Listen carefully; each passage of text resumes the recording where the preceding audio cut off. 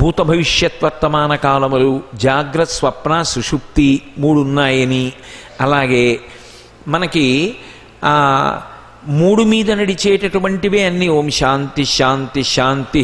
ఆడదాని మెళ్ళలో మంగళసూత్రం కడితే 3 ముళ్ళు, ఆచమానం చేస్తే 3 మాటలు, అన్నీ 3 మీద నడుస్తాయి. ఈ 3 మీద నడిచేటటువంటి వాటినన్నింటినీ కూడా 3 కాలములు, భూత భవిష్యత్ వర్తమాన కాలములు, బ్రహ్మ విష్ణు మహేశ్వరులు 3గా కనపడి ఆఖరణ శివానుగ్రహం కలిగితే 3 కావు, 3గా మారిన 1 అని అర్థం అవుతుంది. మీరు నా మాట పట్టుకున్నారో లేదో? 3 కాదు, 3గా మారిన 1. చాగంటి కోటేశ్వరరావే ప్రవచనం చేస్తూ పంచె కట్టుకున్నాడు.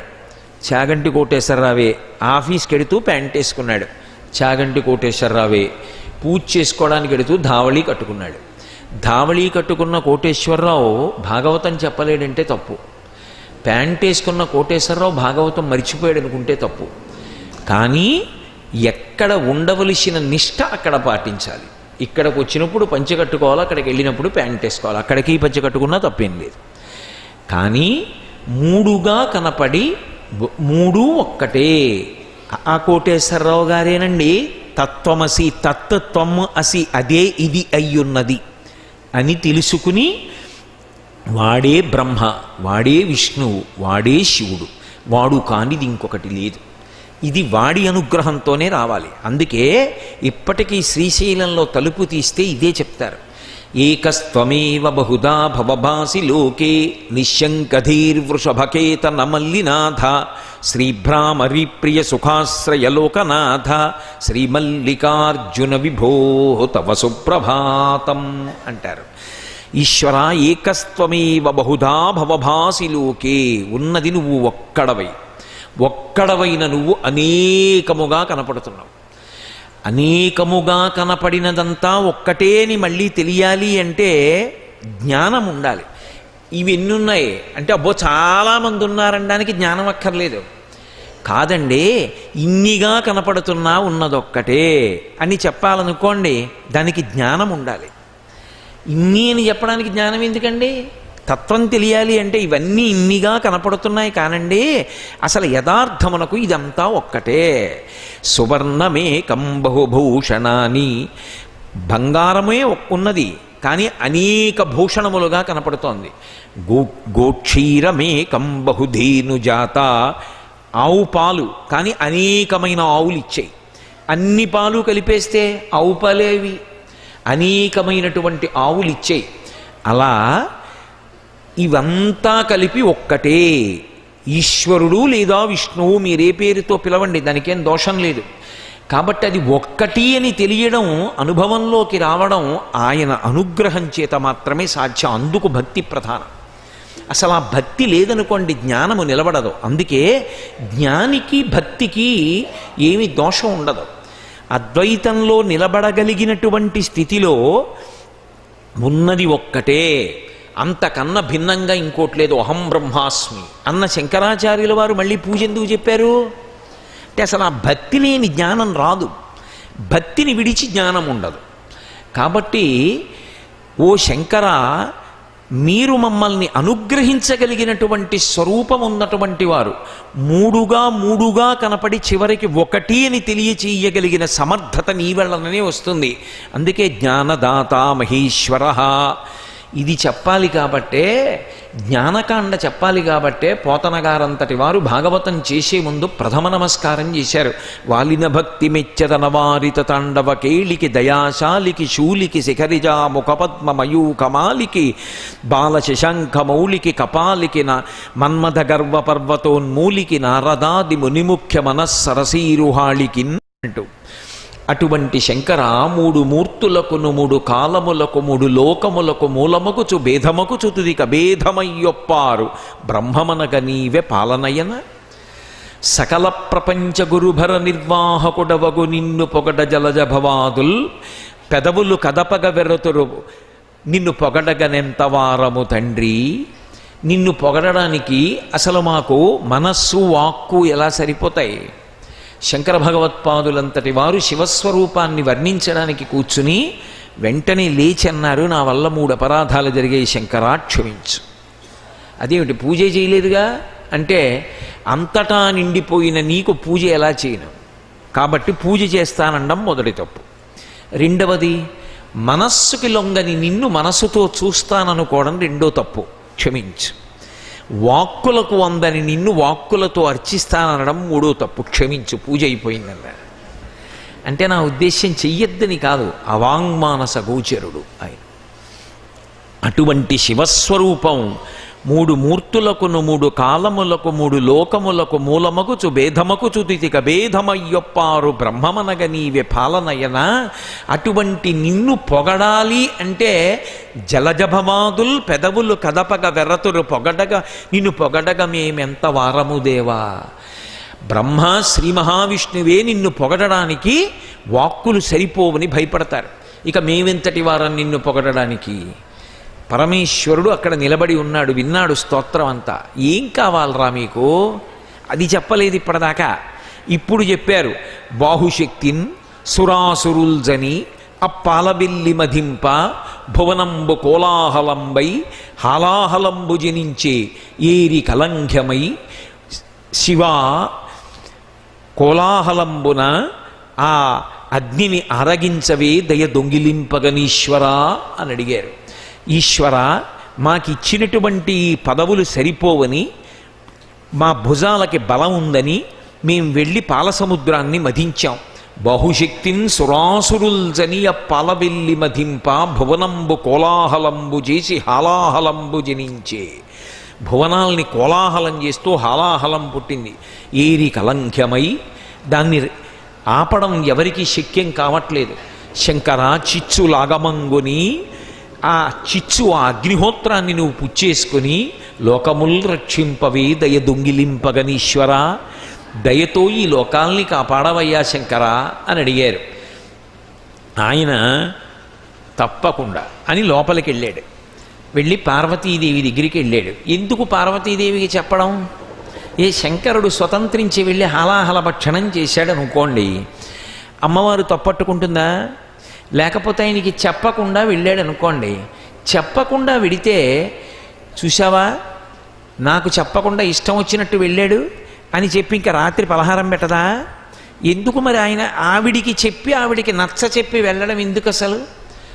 అది చాలా జాగ్రత్తగా తెలుసుకోవలసినటువంటి పార్వతీ పరమేశ్వరుల యొక్క దాంపత్య వైభవం. ఆయన ఏది చెప్పినా ఆవిడికి చెప్తాడు, లోకానికి చెప్పే ముందు ఆవిడికి చెప్తాడు, ఇల్లాలికి చెప్తాడు. ఆవిడికి చెప్పకుండా ఏమీ చేయడు. ఎందుకు చెయ్యడో తెలుసా? ఆవిడ స్వాధీన వల్లభ. స్వాధీన వల్లభ అంటే భర్తని వశం చేసుకుంది అని అర్థం. బాహ్యంలో దానికి వాక్యార్థం. వాచ్యార్థం అదైతే ఆయన ఆవిడికి చెప్పకుండా ఏదైనా చేస్తే ఆవిడ ఇలా వేలు చూపిస్తుందండి, మూతి ముడుచుకుంటుందండి అని అర్థం చెప్పకూడదు. ఎందుచేత స్వాధీన వల్లభ అయిందంటే నీడ అనుగమించినట్టు నిరంతరము ఆయన వెంట ఉంటుంది. ఆయన వెంట ఉన్న కారణం చేత పరమశివుడు ఏం చేశాడు చెప్పవలసి వస్తే పరమశివుడిని చూసి చెప్పరు, అమ్మవారిని చూసి చెప్తారు. శివుడు భోజనం చేశాడా అని అడిగారు అనుకోండి, అమ్మవారు తాంబూలం వేసుకుందా చూసి చెప్తారు. అమ్మవారు తాంబూలం వేసేసుకుందా అనుకోండి, అయ్యవారి భోజనం అయిపోయింది. ఎందుకని? అయ్యవారు భోజనం చేస్తే కానీ ఆవిడ భోజనం చేయదు. ఆవిడ భోజనం అయిపోయింది కాబట్టి తాంబూలం వేసేసుకుంది. అంటే ఆవిడ తాంబూలం వేసుకుందంటే ఆయన భోజనం అయిపోయింది. మరి ఆయన భోజనం అయిందని మనం ఎందుకు చూడకూడదు? ఆయన భోజనం చేస్తుంటే చూడడానికి, ఆయన శేషం తినడానికి మనకు అధికారం లేదు. ఒక్క చండీశ్వరుడికి ఇచ్చాడు.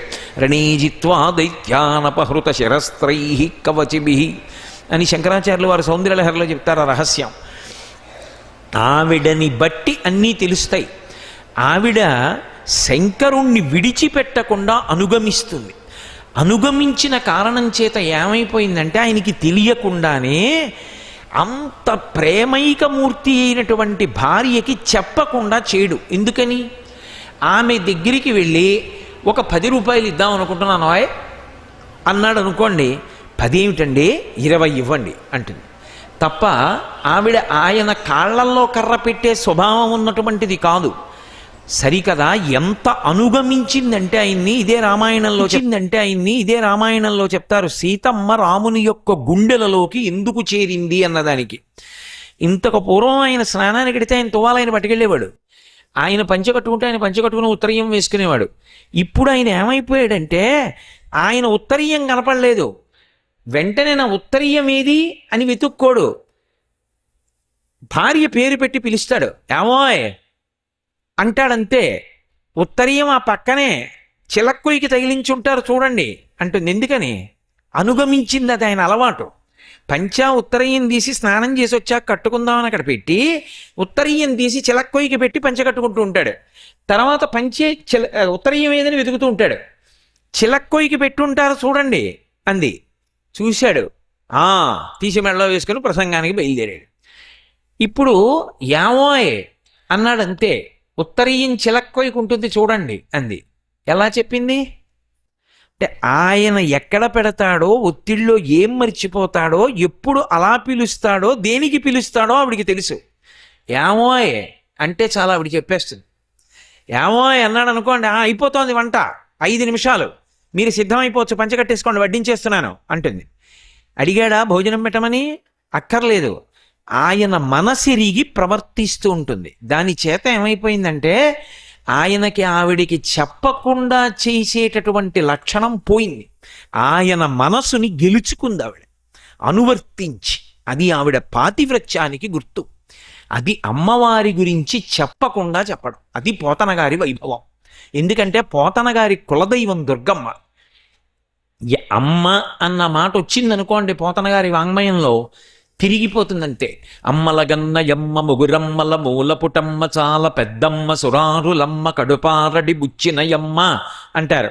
నమ్మితి నామనంబున సనాతనులైన ఉమామహేషులన్ మిమ్ము పురాణ దంపతుల మీలు భజింతు కదమ్మ మేటి పెద్దమ్మ దయాంబురాశివి కదమ్మ. అమ్మ అని వచ్చిందో తిరిగిపోతుంది పద్యంలో. అంతటి పరమభక్తి. అందుకే ఆమె యొక్క పాతివ్రత్య వైభవాన్ని ప్రకటనం చేస్తున్నారు. చెప్పారా? చెప్పరు, చెప్పకుండా చెప్తారు.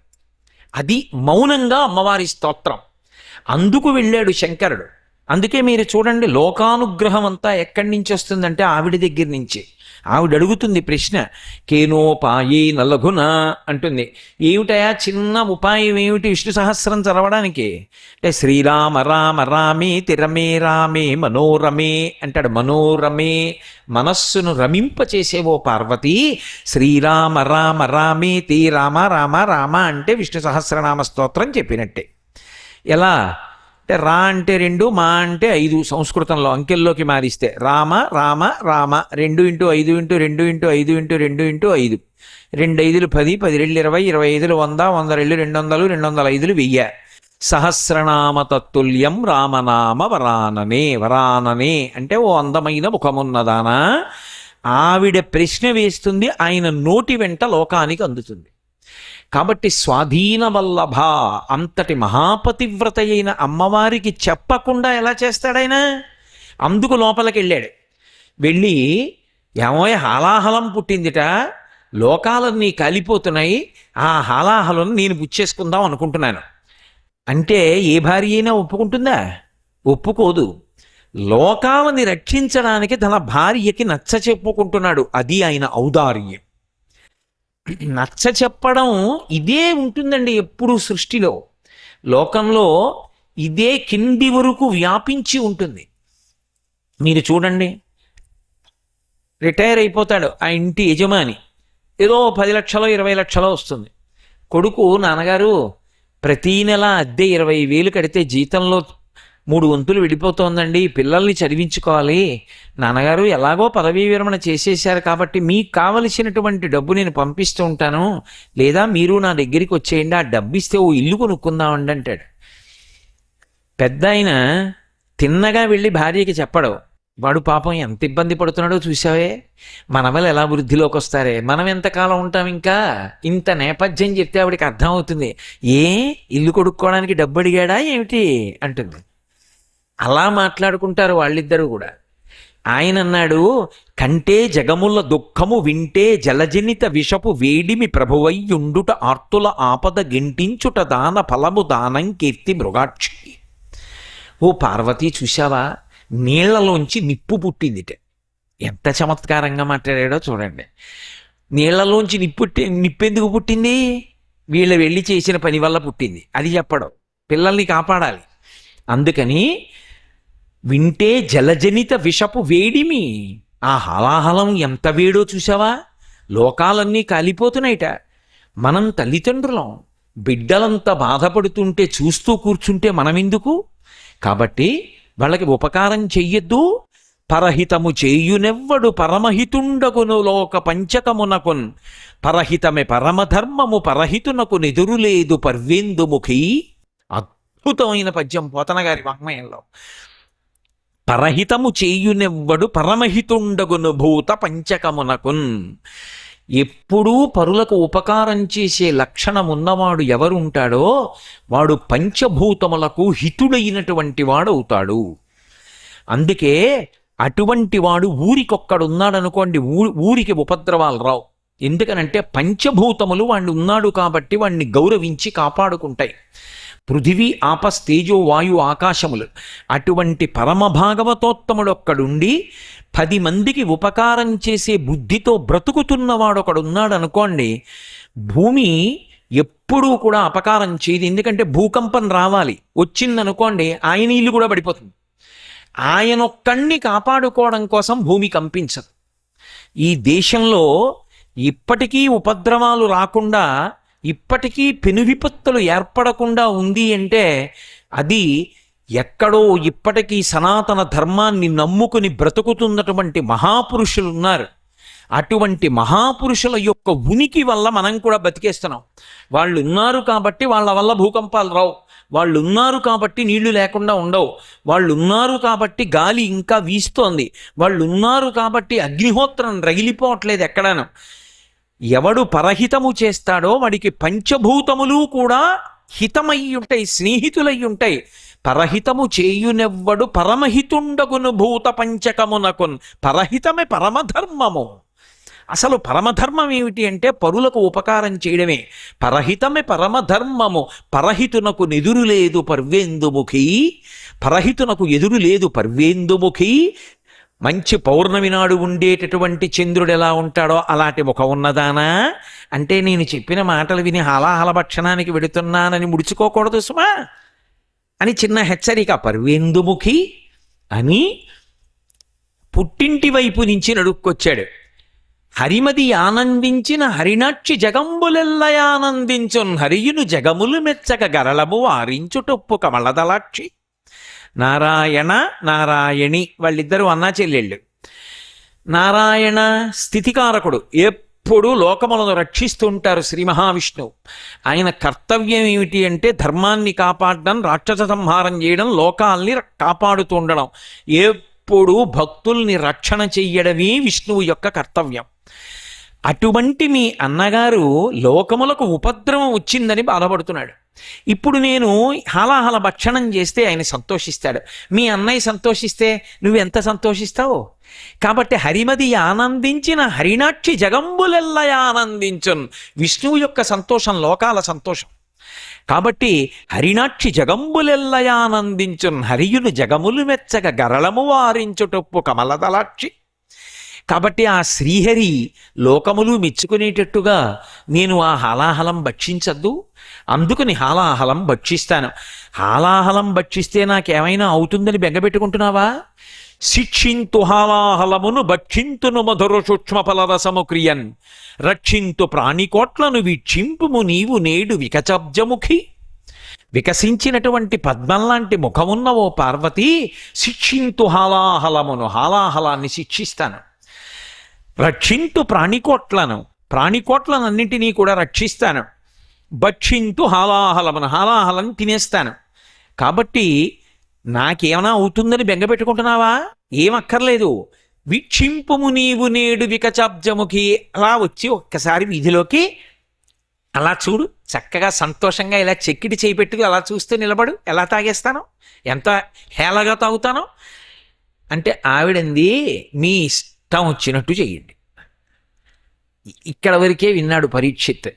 నాకు భాగవతం ఎప్పుడు చదువుతున్నా అక్కడ దాకా వచ్చేటప్పటికి ఎన్ని మాటలు ఉపన్యాసాలు చెప్పినా మళ్ళీ ఇంకోసారి చదువుకుని మురిసిపోతూ ఉంటాను. పరీక్షిత్ ఆగి అన్నాడు శుకబ్రహ్మని, అలా మధ్యలో ఆపడం అంటే ఎంత సావధానంగా వింటున్నాడో చూడండి. ఆపి అన్నాడు, అందుకు 7 రోజులు మరిచిపోయాడు మృత్యు వస్తోందని. అందుకన్నాడు శుకబ్రహ్మ, అమరేంద్రాదుల కొల్చు భంగిజనులబ్జక్షు సేవింపగా విమల జ్ఞాన విరక్తి ముక్తి నొసగున్ వేయేల భూనాద తత్కమలాధీశు కథా సుధారస నదీ కల్లోలమాలా పరిభ్రమము యవ్వానికి నైన కర్ణయుగళి పర్వంబు కాకుండునే అన్నాడు. మృత్యువుని మర్చిపోయాడు భగవత్కథాశ్రవణంలో. ఏమన్నారు? పార్వతీదేవి పరమశివుణ్ణి హాలాహలం పుచ్చేసుకోమందా? లోకంలో ఎంతటి స్త్రీ అయినా భర్త బ్రతికుండాలని, తనకు ఐదోతనం ఉండాలని కదా కోరుకుంటుంది. ఐదోతనం ఉండాలని కోరుకునేటటువంటి ఏ ఆడదైనా భర్తని హాలాహలం పుచ్చుకోమంటుందా ఎవరో లోకాల్ని రక్షించడానికి? మరి పార్వతీదేవి ఎలా అందండి ఈ మాట అన్నాడు. శుకబ్రహ్మ చిన్న చిరునవ్వు నవ్వి అన్నారు, మృంగెడివాడు విభుండని మృంగెడిదియు గరళమనియు మేలని ప్రజకొన్ మృంగమని సర్వమంగళ. ఆసక్తిగా వింటున్నాడు ఏమంటాడో తర్వాతి మాట అని. మృంగెడివాడు విభుండని, ఎవరో తాగుతారు హలాహలమని వినపడిందండి నాకు, మీరు తాగుతారనుకోలేదు అని పార్వతీదేవి అంటుందేమోనన్న అనుమానం నీకు అక్కర్లేదు పరీక్ష మహారాజా. శివుడే తాగుతున్నాడు, వాళ్ళ ఆయనే తాగుతున్నాడని ఆవిడికి తెలుసు. మృంగెడివాడు విభుండని, అది కూడా ఏదో మధురపానీయమో ద్రాక్షపానీయమో తాగుతున్నాడని కాదు, మృంగెడి దియు గరళమనియు విషం తాగుతున్నాడని తెలుసు. ఎవరి కోసం? ఆరోగ్యం కోసం ఏదో కాస్త విషం తాగాడు కాదు. మృంగెడి దియు గరళమనియు మేలని ప్రజకున్, ఎవరు? ఆయనకి నిరీశ్వరయాగం చేసి వెళ్ళి చెప్పినా ఒప్పుకోకపోతే యోగాగ్నిలో తాను ధ్వంసం అవడానికి కారణమైనటువంటి ఈ దేవతలు ఋషులు, వీళ్ల కోసం తాగుతున్నాడని తెలుసు. మృంగడిదియు గరళమనియు మేలని ప్రజకున్ మృంగమనే సర్వమంగళ. ఇది శివా విశ్వస్య భేషజీ. లోకాల కొరకు శివుణ్ణి శివుడిగానే ఉంచుతుంది తప్ప ఎందుకు ఆ కృతజ్ఞుల కోసం మీరు హలాహలం పుచ్చుకోవడం? మరి దక్షయజ్ఞానికి ఎందుకు వెళ్ళారు వీళ్ళందరూ? ఆ యజ్ఞము కనుగొనగా ఈ విభుద గణంబులద్ది ఏగెదరెదిగో దేవా మనమిపుడతటికి పోవలనను కోర్కె నాకు పుట్టెడు నభవా అంది కదూ. దక్షిణ ఇస్తారని పరిగెత్తారే వీళ్ళందరూ. మరి అక్కడికి వెళ్ళారుగా, పడనివ్వండి, కష్టమేదో వాళ్ళనే పడనివ్వండి, కాలితే కాలేరు, బూడిదైతే బూడిదయ్యారు, మీకెందుకు కూర్చోండి ఇంట్లో అనలేదు ఆవిడ. ఇది శివ. ఆవిడ అలా పిల్లల్ని కాపాడుతుంది. మృంగమనే సర్వమంగళ, మింగండి హలాహలా. ఎందుకని అంటే పిల్లల కోసం ఆయన ఏమైనా అయిపోయినా పర్వాలేదని కాదు, ఇది జీవం పద్యానికి. మంగళసూత్రమునెంత మది నమ్మినదో, తన మెడలో మంగళసూత్రాన్ని తాను ఎంత నమ్మిందో. నా మెడలో మంగళసూత్రం ఉండగా లోకాలలో ఉన్న ఆడవాళ్ళందరి యొక్క మెడలలో మంగళసూత్రాలకి నేను రక్షణగా ఉండగా, నేను సర్వమంగళాదేవతనయ్యుండగా, నా భర్త వెళ్ళి హలాహలం తాగితే మాత్రం ఆయనకు వచ్చే ఇబ్బంది ఏమిటి? నా మంగళసూత్రం ఆయనకి రక్ష కాబట్టి వెళ్ళి తాగండి. ఆమె సర్వమంగళ, ఆమె ఆయనని రక్షించుకోగలదు. సనాతన ధర్మానికి ఉండేటటువంటి జీవాన్ని ఆవిష్కరిస్తున్నారు. ఆడది ఎంత గొప్పది కానివ్వండి, ఫలానా వారి భార్యని అని చెప్పుకొని ఆయన గొప్పతనం చెప్పడాన్ని ఇష్టపడుతుంది తప్ప తన గొప్పతనాన్ని ఒక్కదాన్ని చెప్పి ఆయన గురించి పట్టించుకోకుండా ఉండడాన్ని ఇష్టపడదు. అందుకే సౌందర్యలహరి అంతా అమ్మవారి యొక్క వైభవమైన చివరికి వచ్చేటప్పటికి సనాతన ధర్మ వైభవాన్ని ఆవిష్కరిస్తూ శంకరాచార్యుల వారు అన్నారు, మహామాయా విశ్వం భ్రమయసి పరబ్రహ్మ మహిషి అన్నారు. పరబ్రహ్మమునకు ఇల్లాలు అన్నారు. ఆడదాని ఆనందం అంతా ఎక్కడుంటుందంటే ఆయన భార్యని అనిపించుకోవడంలోనే సంతోషం ఉంటుంది తప్ప మా ఆయన అనిపించుకోవడంలో సంతోషం ఉండదని నేను అనను. తాను అంత గొప్ప ఇల్లాలయ్యిందనుకోండి, ఆవిడ భర్త అండి ఆయన అని చెప్పుకుంటున్నారనుకోండి, మనసులో ఆయన సంతోషిస్తాడు, ఆవిడ మాత్రం అలా సంతోషిస్తుందని మీరు అనుకోకూడదు.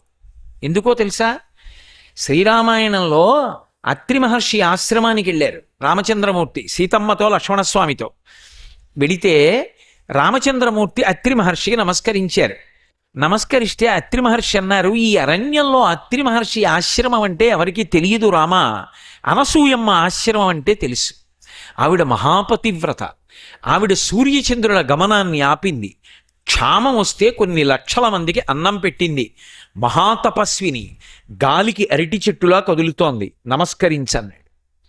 భర్త భార్య యొక్క గొప్పతనాన్ని తెలుసుకుని మురిసిపోయాడు అనుకోండి, ఒక్క మాట భర్త సంతోషాన్ని పొందాడు అనుకోండి, నువ్వు నా ఇల్లాలి అవడమే నా అదృష్టం అనొక్క మాట అన్నాడు అనుకోండి, చాలు, తన జీవితంలో గజారోహణం చేయించినట్టు మురిసిపోతుంది.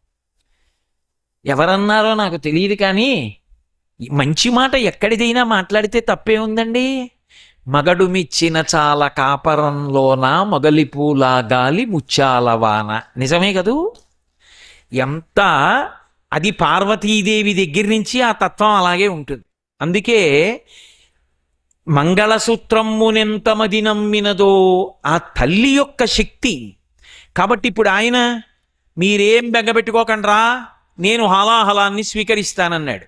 ఇప్పటి వరకు హాలాహలం అందరినీ తరువుకొచ్చింది. శంకరుడు తాను ముందుకెళ్ళాడు హాలాహలాన్ని స్వీకరిద్దామని ఇలా చెయ్యి చాపి. ఆయన ముందుకు వెడుతుంటే హాలాహలం వెనక్కి పారిపోవడం మొదలుపెట్టింది. ఆయన గబగబా ముందుకెళ్ళాడు.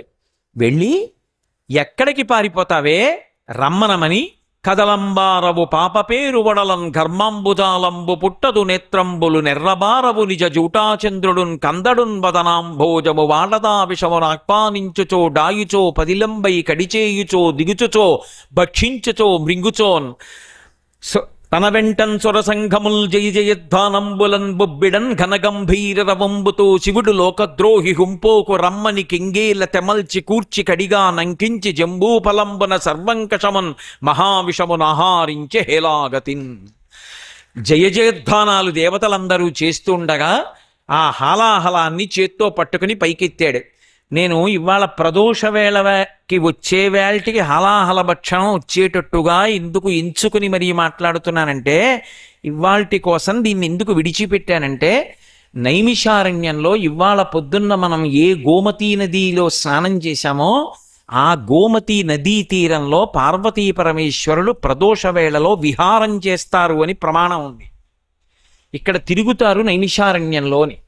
అటువంటి ప్రదోష వేళలో శంకరుడు వృషీశ్వరయానంబున సంభవించుటది అభావ్యంబయ్యే అని కశ్యప ప్రజాపతి నిన్న మీరు విన్నారు కదా. ఈ సమయంలో ఆయన వృషభవాహనారూఢుడై తిరుగుతూ ఉంటాడు. తిరుగుతుండగా ఆయన గోమతీ నదీ తీరంలో దిగి పార్వతీదేవితో విహరిస్తున్నప్పుడు, నా కథే చూసావా పిల్లలందరూ ఎలా వింటున్నారో అని పార్వతీ పరమేశ్వరులు పరవశించి సంతోషించి మనకందరికీ కావలసిన కామితములను ఈడేరుస్తారని, ఈ సమయానికి ఆ కథ చెప్పుకోవడం యుక్తమని ప్రదోష వేళలోకి ఈ కథ వచ్చేటట్టుగా ఈ కథాక్రమాన్ని తీసుకొచ్చానందుకని. కాబట్టి తన వెంటన్ సురసంఘముల్ జయ జయధ్వానంబులన్ బొబ్బిడన్ ఘనగంభీర రవంబుతో శివుడు లోకద్రోహి హుంపోకు రమ్మని కెంగేల తెమల్చి కూర్చి కడిగా నంకించి జంబూఫలంబున సర్వంకషమున్ మహావిషమున్ ఆహారించి హేలాగతిన్. హేలగా ఎదిరిళ్ళి ఇలా పట్టుకుని ముద్ద చేసి నేరేడు పండంత చేసి నోట్లో పెట్టుకున్నాడు. సముద్రాల్ని ఇంకింపచేసినటువంటి హాలాహలమనబడేటటువంటి అగ్నిహోత్రం ఆయన పుచ్చుకుంటే అగ్నిని చూస్తే పాము పారిపోతుంది. అటువంటిది ఆయన ఒంటి నిండా పావుల్ని ఆభరణాలుగా పెట్టుకుంటాడు. కదలంబారవు పాప పేరు, ఒక్క పాము పిల్లపాము కూడా ఊడి కింద పడలేదు. ఆయన చెవులకి పెట్టుకున్న పిల్లపాము కూడా కింద పడలా. కదలంబారవు పాప పేరు వడలం ఘర్మాంబు జాలంబు పుట్టదు. బాగా వేడి చేస్తే ఒంటి మీద పొక్కులు వస్తాయి. ఆయన ఒంటి మీద ఒక్క పొక్కు పుట్టలేదు. వడలం ఘర్మాంబుజాలంబు పుట్టదు నేత్రంబులు నెర్రబారవు. వేడి చేస్తే కళ్ళు ఎర్రబడతాయి. ఆయనకి కళ్ళు ఎర్రబడలేదు. నేత్రంబులు నెర్రబారవు నిజ జీటాచంద్రుడున్ కందడున్. ఆఖరికి అంత చల్లగా ఉండే చందమామ కందిపోలేదు. నిజ జీటాచంద్రుడున్ కందను వదనాంభోజము వాడదు. అంత అగ్నిహోత్రాన్ని పుచ్చుకున్నాడని ముఖమేమైనా కొంచెం బడలికగా ఉందా? అది లేదు. ఆ విషము నాహి